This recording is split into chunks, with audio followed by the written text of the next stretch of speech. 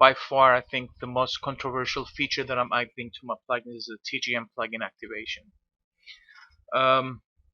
By default, my themes don't need any plugins to work. So you just install WordPress, you install my theme, and you're ready to go. However, if you want to add some added functionality, for example, sliders or page top or what have you, WooCommerce, you can go ahead and install the plugins. But you have to chase those plugins down and install them manually, which takes some time. That's where the TGM plugin installation comes handy, where the theme is going to recommend you to install certain plugins.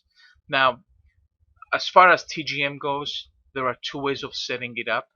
You can make plugins to be required and automatically installed, and if you wanted to uninstalled as you change your theme, or you can simply recommend. Now, if I recommend, and that's exactly what I'm doing, none of the plugins are required. None of the plugins are going to be installed or even uninstalled automatically as you change themes.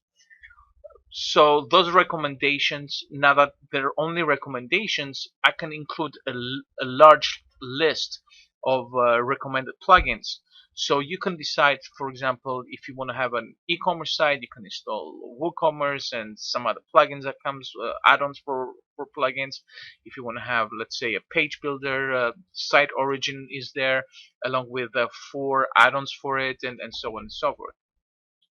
Now, I quickly discovered that as far as theme developers go, and also as far as developing this plugin or any plugin that is going to generate themes, it's going to be a nightmare to maintain, because there are about, I don't know, 10 to 20 new plugins that come on a daily basis that you might want to use. Some plugins become obsolete, stop working anymore, and you want to get rid of them. And every time that happens, you need to change those settings inside your theme and change the recommendations. So I devised a different system where the recommendations, they're going to be residing in a website and not inside the theme, so we don't have to regenerate all those themes. Let me explain. So initially, I put all the recommended plugins inside the theme. So if you install the theme and activate it for the first time, you're gonna see the list of all the recommended plugins. So you can say begin installing plugins, or you can dismiss this notice. To get the recommended plugins list again, you go to appearance and then install plugins. It's different from the plugins and add new. Or you can simply go to the toolbar under the menu general settings and install suggested plugins, and you're gonna get this. So I want to say around 50 recommended plugins to go. So once you install a certain plugin, it's going to disappear from the screen. For example, if I go to the duplicator and I install it, and I made it so that it's going to install and activate itself automatically. Once that happens, it's not going to be in the list over here.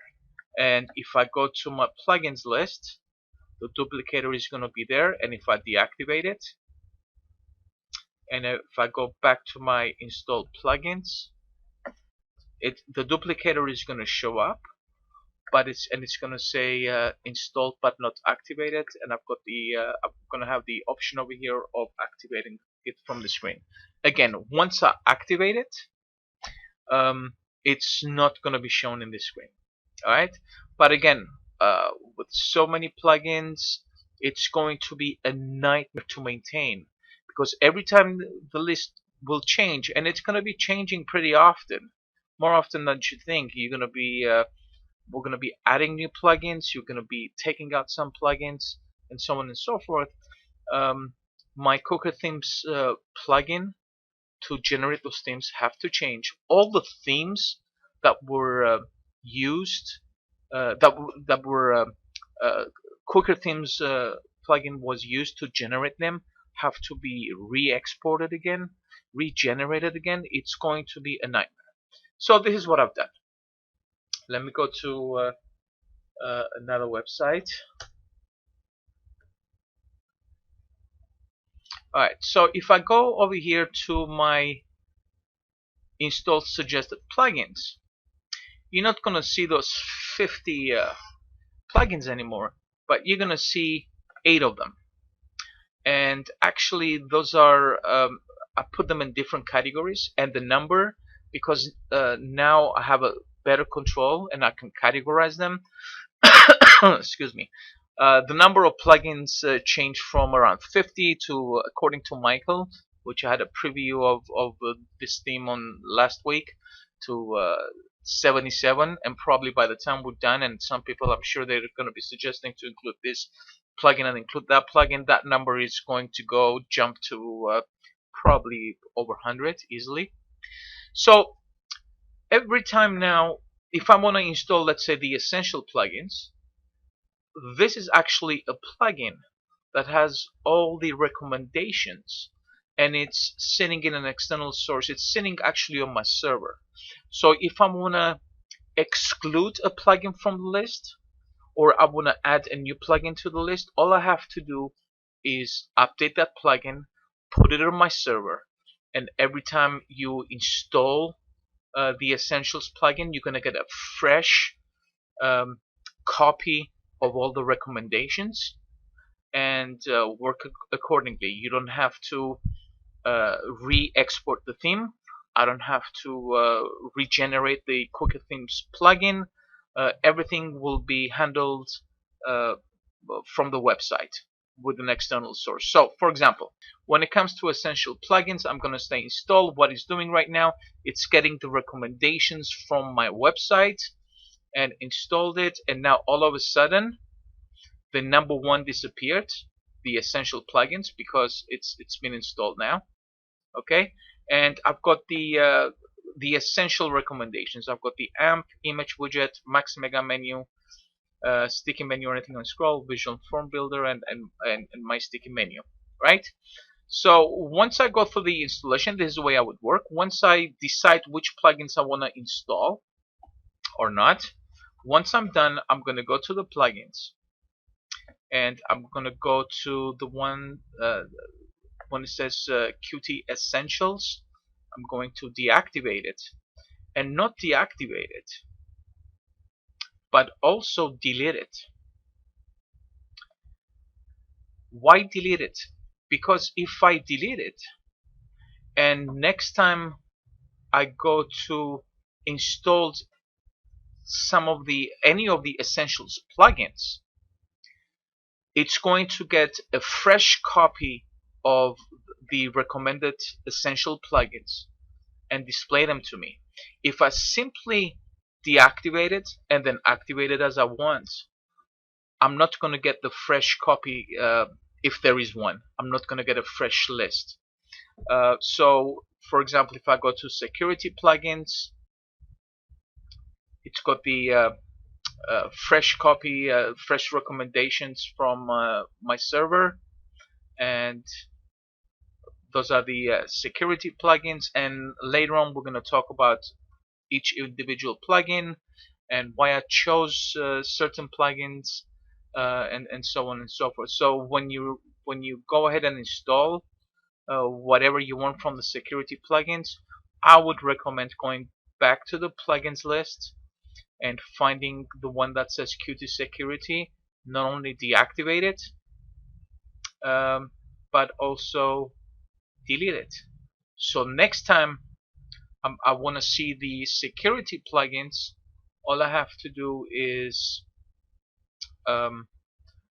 go to the recommended plugins and go ahead and install the where is it, the security plugins, and it's going to get another fresh list from the server. And basically I could have done everything in one um, a plugin over here. I could have said simply plugins, and with one installation you were going to get 77 or 120 plugins or whatever, but that was going to be again a nightmare to figure out what type of plugin it is, and it's going to be a big list. At least with this I can narrow down um, the by category. So if you want, let's say, sliders, and you can go ahead and just see the slider plugins. Now about sliders, it's a funny thing because the only plugins that do not get installed from the WordPress repositories are the sliders. The actual sliders, and I've got two of them here. I've got the responsive slider and the slider WD. As you can see, they're coming from external sources. They're coming from my actual servers. Um, they are modified, both of them, and they are pre-configured to have the dimensions of the slides to match with the dimensions of this particular theme. This particular theme has a width of 1100 pixels, and in both cases, out of the box, when you create a slider, the settings were going to be different. They weren't going to be 1100. So with it, all you have to do is install one of the two plugins, and then go ahead and put your images in there, and you're ready to go. You don't have to worry about the width and the height of each slider. That's what I've done with the TGM plugin installer. I'm sure once you start playing with it and understand how things are working, um, I'm sure you are going to have some recommendations of additional plugins you want to have in there. So pretty much that's all I have to say about this matter.